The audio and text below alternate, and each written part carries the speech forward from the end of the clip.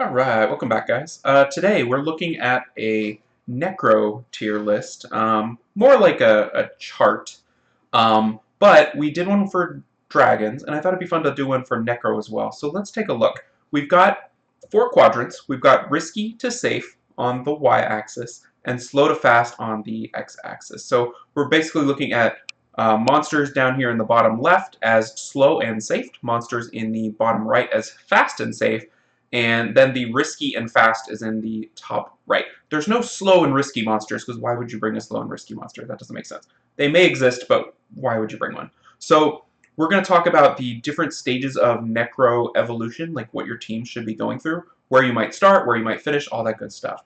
I've looked at the twins in Necro before, so I'll leave a link to the twins content for Necro and stuff like that, so you can see them in action. They are clearly over here on the fast side and pretty safe, so to me that's sort of endgame Necro. But let's talk about all the different units and where they're most useful. So we're going to zoom in here, maybe if I can click correctly.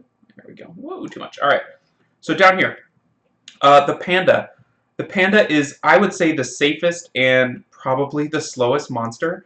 What he brings to the table is the defense break. Hits 3 times, so it's a multi-attack. It has a little heal, and then his third skill also is a multi-attack. So he brings a lot to the table for living, for being able to live through Necro.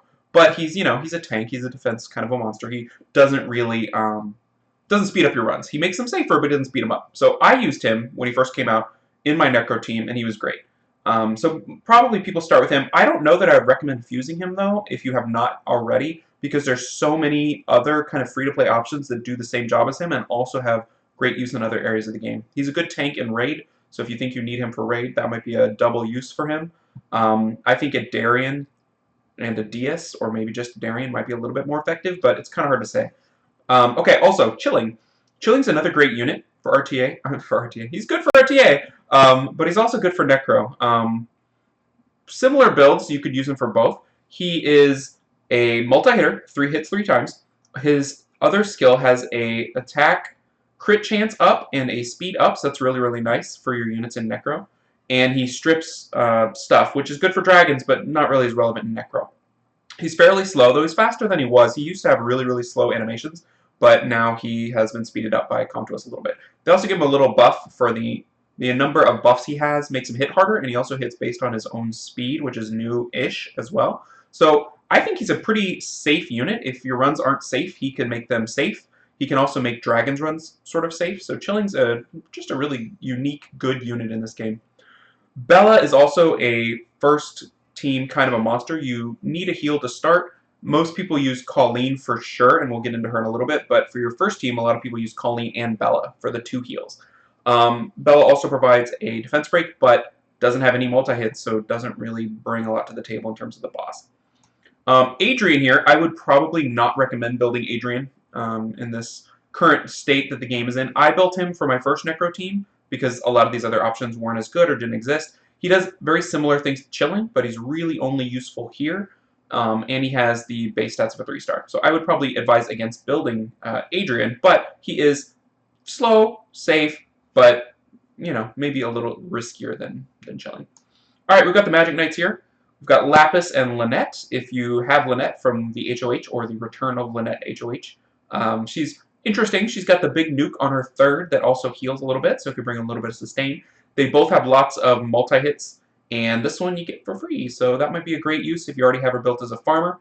She could work as 5-star. Just check if she's dying. She might need a little more HP than you would initially think, but she could work there. She's a good unit, a really good unit for Necro. All right, moving over to the safer and faster side. These are kind of the next level of units that people start building either specifically for Necro, or some of them have great double use. Colleen is awesome. She does everything you want in Necro. Attack break on 1, heal block on 2, the heal with the attack buff on 3, and it's multi-skill, and then a heal. So Colleen should definitely be built for Necro. I still use her in my team when I need a healer. Sometimes I do a healer, sometimes I don't, but she's my healer of choice. She's safe, she's pretty fast, and she does everything you could want a healer to do. So I would heavily recommend Colleen. Also, probably the best healer in R5 as well. So, Colleen, great builder. I really like Lauren, and I may be biased in favor of Lauren, but I've really found her to be fantastic in Necro.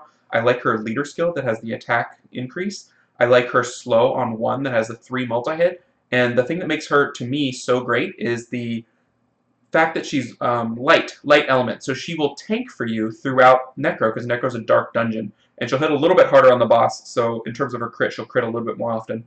But you build her with a little bit of HP or a little bit of defense, and she will tank for you as you proceed through the dungeon. So I think that's really nice to have a focus target. That's kind of the role Bella filled, even if people weren't thinking about it. Bella kind of tanked for people, and that's why they didn't just get nuked. But otherwise, all your squishy little slow multi-hitters are going to get randomly destroyed by the various dark monsters. So I would advise bringing a light tank, and I think Lauren's a great one. Some of these other monsters here, the Rauk, Xiaolin, Shihua, sort of situational damage dealers. Like, I don't think the Shihua has a place in the game outside of Necro. Maybe I'm wrong. But people bring her for the attack lead and the multi-hit. The Xiaolin, a lot of people have built for raid, so they just bring her in here. She does multi-hits and tons of damage. And then the Rauk, I saw more when Necro came out. I don't see as many Rauks as much anymore. Probably means people have just shifted the runes onto other monsters, but he turns everyone into a multi-hitter, right, as he pulls other monsters with him. Quani here, similar to Colleen in a lot of roles, but more aggressive, more offensive. Her third skill hits like 7 times or something, just hits a ton. She's got a heal with an attack boost, and she heals based on her attack, so you can build her a little more aggressively.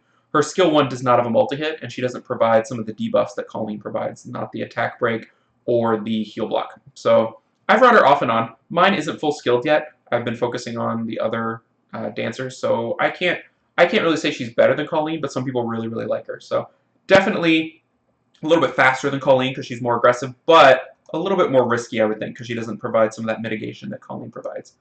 All right, over here in the corner of awesome is the fast and safe monster choices. You've got liches, all 3 liches that I think are viable. I don't see many red liches in here, but Grego is probably the best choice. He's tanky, he provides the slow and the defense break, just like the other liches, and every time something dies, he gets 50% more attack. It's crazy. Like, for the boss in Necro, when the boss steals your monster, the game counts that as the monster died, so he gets 50% more attack. When you kill the monster he stole, the game counts it as the monster died, so he gets 50% more attack. So he's operating at 100% extra attack. It's really, really amazing for this particular dungeon. I think out of Fuko and Rigel, I think Rigel is a little faster and Fuko's a little safer. Fuko has the shield, which is super handy for just a little bit of self-sustain, but Rigel can't be stunned on the trash waves, so he's a little bit faster because Fuko can get stunned on the trash. So that's kind of the difference between the 3 liches if you're looking for, you know, which lich to build. They're all 3 of these are really, really great. This guy, Asilian, I think his name is. I have no experience with him at all, but from what I understand, he's really, really good at Necro. And when we were making this list on Twitch, people were like, you got to include him. He goes right there. So I take their word for it. He's supposed to be really, really good. You can also build your homunculus as a Necro raid unit with multi-hits and everything and a brand, and it's great. It just works great. Every time I see someone running it, good things are happening. So something to keep in mind. Okay, let's look at our last few monsters that we've got here on the list. Let's look at the fast and risky choices first. Lucian, I think, can speed up a run quite a bit. He basically brings utility for the trash waves, and if you're lucky, he'll completely clear multiple trash waves by himself. But he's a little bit risky, especially if he's built, like most Lucians are, kind of squishy. You can build him on Vamp, which will make him a little bit less risky, but then you're spending an entire Lucian on Necro and Vamp. So that's something to keep in mind. But he can be a great leader, especially with the amount of things he can kill quickly. These 2 Harpies both hit really hard, have multi-hits, but their base stats are really low in terms of survivability. So they do a good job, but I don't think they're as fast as the twins, and they're harder to keep alive, so they're risky. They were kind of premier speed units before the twins came out, in my opinion. So last but not least, we've got the twins. Pretty much, I think any set could work. I use these particular ones because these are the ones I have available to me. The water ones hit really, really hard, do a great job. The fire one is great for AoE clearing the waves, defense breaking, stunning, pushing the bar back, and just also hits really hard. And then the wind one doesn't have a lot of use in the game that I've seen, but Necro, I think, is one of the places you can use her. when I use her versus the water chakram, I think her clear time is a little bit faster, and I think that's because she ignores damage reduction effects, and there's a lot of golems in the waves that take slightly less damage, so she's doing a little bit of magic there. So my personal Necro team, you'll see it in the video there, but it's the fire, wind, and the water boomerang. So that's kind of what I like to run. So these are the units that we kind of came up with that are, free to play or obtainable by most people. I guess, some like the Grego isn't, but we felt we would need to include him, and the Assylian isn't either. But no, like, Nat 5. Obviously, if you have a great Nat 5 that easily replaces one of these units, do it. Get it in there. But these are kind of the more accessible units in the game for building a Necro team. So a couple notes I have up here on the top left is shield sets are great. They help keep everyone alive as you're progressing through the dungeon because they reset every level. So if you're having trouble with people dying, throw a couple shield sets on a couple monsters. Always nice. But Violent Revenge is definitely the preferred set for multi-hitters. You want them to revenge when the boss hits you so that you start burning down the shield before you even take your turn. And you want them to take extra turns that they can to burn down the shield quicker so you can apply your debuffs and nuke them on down. So that is our Necro 10 tier list chart thing. I hope you guys enjoyed it. And if you have any questions or comments, I'm sure there's going to be discrepancies on some of the rankings of some of these monsters. It's a blend of my personal opinion and kind of what we came up with on Twitch. So it is what it is. I hope you guys enjoyed it, and I will catch you next time. Take care, everybody.